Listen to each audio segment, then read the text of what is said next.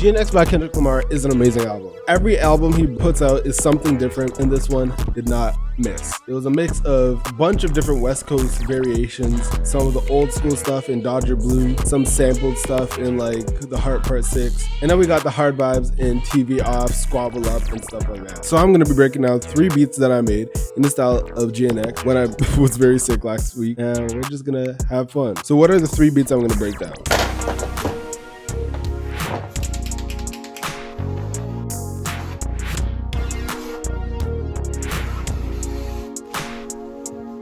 So first, Dodger Blue. Okay, so Dodger Blue is probably my favorite song on the album. The producers on it went off. Tane Runo, Tim Maxey, Jack Antonoff, Soundwave. What a star-studded cast. Like, that's just beautiful. Yo Tefetro. It has some old school vibes. I don't even think it uses any samples. I'm pretty sure all the vocals are like, I'm pretty sure I hear Kendrick's vocal in it. I hear some other people's vocals. Roddy Ricch on it is amazing. Like, so I am going to break down what I did on the track. But before that, let's break down the actual song. Okay, so for the production of Dodger Blue, there's 3 main elements other than the vocals. The melody, the bass, and the drums. For the drums, they have a really interesting bounce. It's kind of like someone beatboxing, and they have some old school West Coast drums. Kind of sound like their G-Funk drums. For the bass, that's just bouncy. I think it's a Moog bass or something along those lines, and it's just so bouncy. Boom, boom. Yeah, it's just amazing. And then for the melodies, it's a myriad of different synths, flutes, live instruments. It's really just a bunch of kind of accents that add to the overall production. So from hearing that choir in the background of the Dodger Blue song, I searched up West Coast vocals on Splice, and this was the first thing that showed up.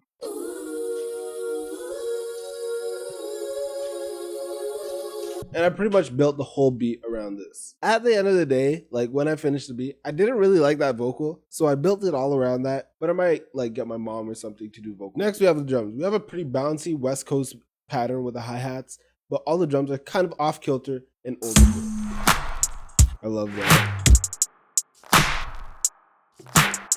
So a lot of interesting percussion and a lot of interesting drums. So we have these kicks. I pretty much went into a G-Funk kit that I have, right? G-Funk is born in the West Coast, so I decided to use those sounds, kind of old school West Coast, right? Hand in hand. Using 3 different kicks. That's pretty much the pattern for the kicks. So this is where we get weird. The claps and the snares. So we're using a lot of reverses, right? Going into the claps. Right? And we have this normal West Coast clap layered on every single one. This is what the snare usually sounds like. Pretty old school, kind of like a boom bat snare. And we're just reversing it, making it go to itself.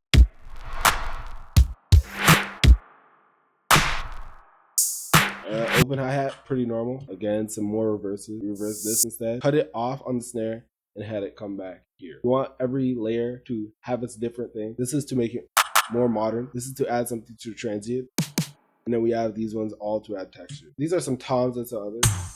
I did this because at the beginning of Dodger Blue, you have those 4 hits. So I wanted something kind of to give that vibe. So I put that in. And a lower tom. Very Neptunesy, again, West Coast. And that just gives it some more bounce. We have this battle for Neptune. That's all the drums. And these just give a really nice bounce to the overall song.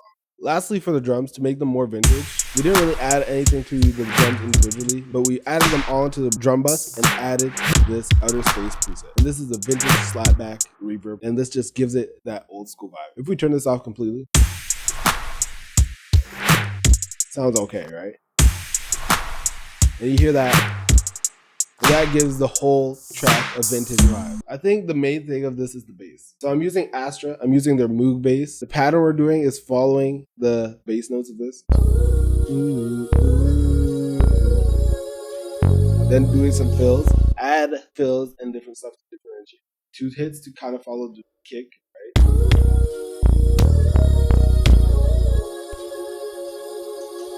Then we layer this one from Tal-U-NO-LX, and this one adds some high end, some width to it, and as you can hear, it's a bit filtered. Both of them together.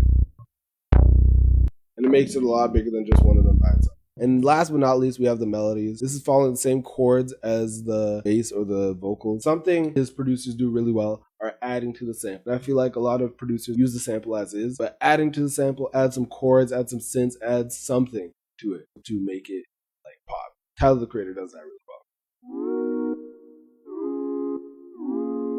This Purity synth is really nice. Also, analog pad. And just using these older synths to kind of get in the vibe of this song. We have some Serum. This one was weird, but I was like, oh, this is kind of sick. I took a random lead, just did these two notes, had them slide up, and we added a lot of effects onto them. By itself, like without the effects, it sounds like this. A little too high end, right? So we add some microshifter to it. This spreads it out, right? And makes it a lot wider. We add some chorus, makes it a lot wetter. And then we add some EQ to cut out some of those harsh high end. And then we added some random stuff like this. First one is from a Celeste from BBC Symphony Orchestra. Some flanger and some reverb, again, to get into that more synthy, just wet, just chorusy vibe. We have this one. You've seen this in some of my other beats, the Voice Contract. I like this synth. It's just really nice. It's kind of goofy, but I think it adds some impact to certain sections. And again, kind of the same plugins that we had, the Tal, the Alter Boy, and the flanger. Oh yeah, we have this flute at the end.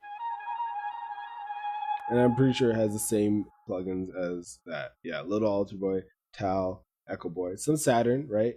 Jack Antonoff does this a lot in his production. He likes pushing the saturation on stuff or taking like the input on a guitar. Like in 1975's production, Jack Antonoff produces for them. He just has this trick where he basically puts the direct input all the way up and it kind of clips the thing. It makes it sound more interesting. So let's play everything.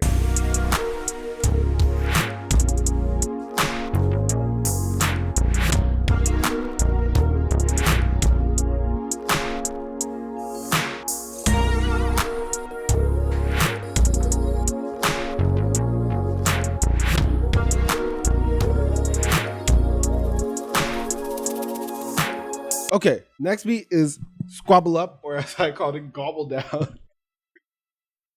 Squabble Up is probably the hardest song on the album. It uses a Debbie Deb sample for the main part, some crazy synths, amazing drums, and a crazy bass. The drums are a pretty basic West Coast bounce with some Detroit-esque sounds. The bass is crazy, it's super analog and took me so long to emulate, but I finally found a preset in Tal. And the melody is some crazy, bouncy synths. They sound kind of weird and goofy, but Jack Antonoff pulled them off and made them fit with the song. So you're probably wondering how I got the stems to Squabble Up and all these other Kendrick Lamar songs. Well, that is because of Lalal.ai. I've been using Lalal.ai for about 3 years now. I remember I found a bunch of discount codes and I've been using it ever since. It is the best stem splitter on the market. I've tried a bunch of them since then and they're not the same. Like, here's a demonstration. You hear me and got feelings, baby. It's nothing different, you and I like each other's feelings. Pretty fire, right? Not only does the stem splitter do the best job at splitting stems, but it also has the most options for stem splitting. You can take out the vocals, the drums, the bass, background noise, take out the guitar, piano, synthesizer strings, and even wind instruments. It has everything. Use the code YDT10, click the link down below to help out a broke university student. You'll love Lalal.ai, trust me. I love this beat. I think it's so hard. Squabble Up is so hard. So the first thing is the sample. Kendrick Lamar has a sample by Debbie Deb called When I Hear Music. When I Hear Music. They couldn't try me in the tri-state. I feel like he just kind of took that song, right? Took it and then interpolated it into his own thing. So I looked at Debbie Deb's catalog and found another track by her. Look Out Weekend. The Weekend actually sampled it, which is fun. And I took the main section and tried to make a similar thing to it. So this is the sample we have. Jumping music, slick DJs, fog machines, and laser rain. And we really just started like a beat. It's a lot of Detroit sounds, right? At least from what I've made in Detroit.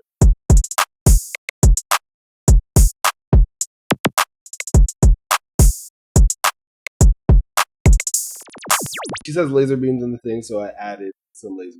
The pattern is pretty simple. Let's go to the kick first. So on the one end of the one, and then end of the two, and then end of the three. On the off beats, which gives it more of a bounce. These are really just basic trap drums. You can find these in pretty much any kit. So really just giving that bounce, playing off of each other. A lot of these rolls are happening on the same times as the kick, so that kind of gives it more bounce. And if you see the contrast, hi-hats are usually higher frequency, kicks are usually lower frequency. So having both of them happen at the same time, it will give it kind of more of a bounce. At least that's my philosophy. The other perks are this rim, again, more bounce. So teta, and then we have the tss of the hi-hat, right? Kind of giving that calm response. You kind of have this playing off. You have this one here instead of these two. Where can you add something where it will be bouncing? Now, this isn't what gives the bounce, right? The 808 and the bass does. So let's go to the bass, right? I have a normal Zay spins 808, boosted it a bit, turned up the out. But I wanted to hit even more, so I added a rattle, right? This digital spins, and I just layered it and cut a lot of the low end out. Layering helps a lot. And as you can see, it has that buzz now. Now, what I love in Squabble Up is the two basses they have layered. I found it on Tal because I knew I would, but it's so weird. If you guys want to see how to make it, it's like this. These little rolls, the mini rolls, they help a lot.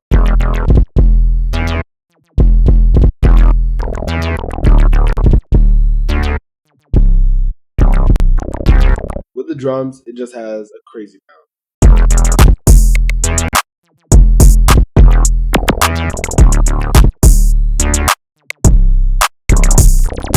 We do change up the bass pattern when the vocals come in. This is kind of what Squabble Up does. It has that bum, bum, bum, bum. So we have something kind of similar to that. We take out the first 808 and we do dun, dun, dun.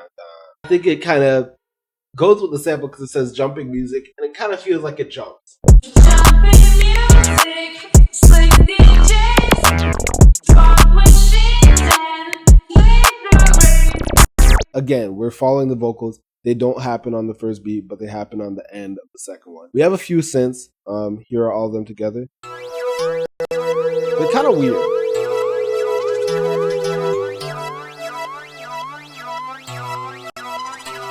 When making these beats, I really just tried to make the weirdest synths I could. And I think it worked. Jack acted off. He makes a lot of weird synths, and I think I kind of emulated that vibe. So this is the first one. This one's weird. We're utilizing FM from the thing, and I think it just does a frequency modulation from this synth. Basically, if I move this around, right, the higher it goes, it's kind of following this modulation of this synth whenever that synth is going. I don't know if that makes sense, but it sounds more realistic, right? And it's playing these two notes, and then going down when the chord changes, and then going down again. It's kind of weird, but I like it. We have this one. Again, a little weird synth, right? But it worked. And this one I did not make. It was in the pack. We have an XV, right? I just thought this would be cool. It's just kind of a collab.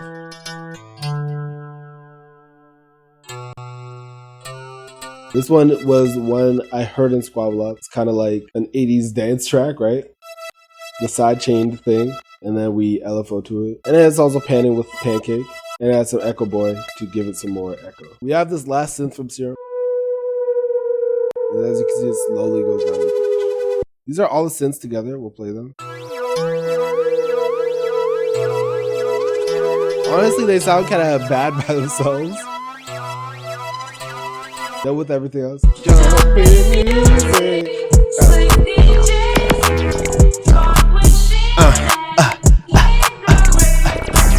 Gobble down, gobble down, gobble down, gobble down, gobble down, gobble down.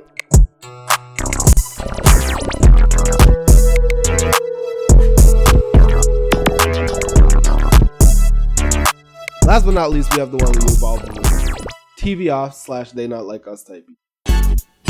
These two songs are the essence of simplification.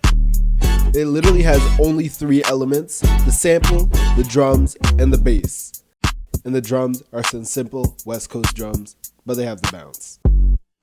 The bass is a simple spins 808. The sample are some chops by Monk Higgins on his MacArthur Park album. He sampled the same album on TV Off and They Not Like Us. So that's why they sound so similar. So I took one of his samples. We took MacArthur Park, which is the same one TB Off uses, but we used some different chops. Call this one 12, as in people saying F the cops. And that's why we have all this ambience at the beginning. It's kind of someone running from the cops. I thought it was kind of cool. And with the sample chops, we found these two chops. And then we jumped to this one.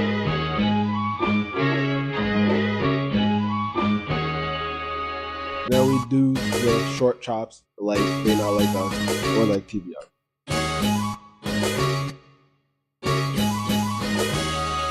We hold it at the end just to give some tension. For the most part, they're following the sample.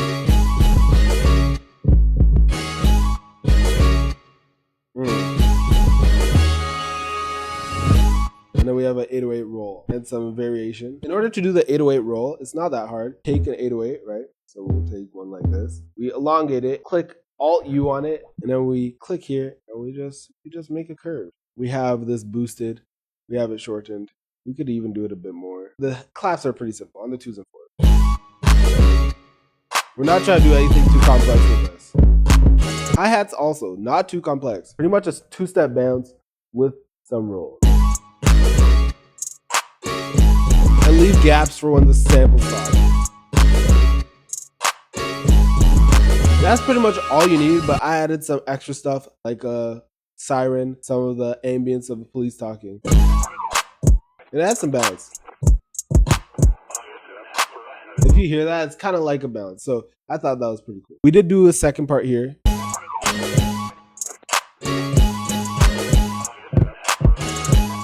Then we bring the 808 back.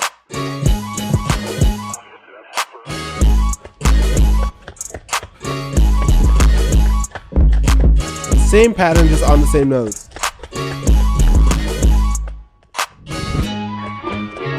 And goes back to the beginning. That's pretty much all you need for They Not Like Us / TB Off beat. It's pretty hard. Fuck 12, and I ain't talking Drakes. My niggas pull up to the cops with all they Drakes.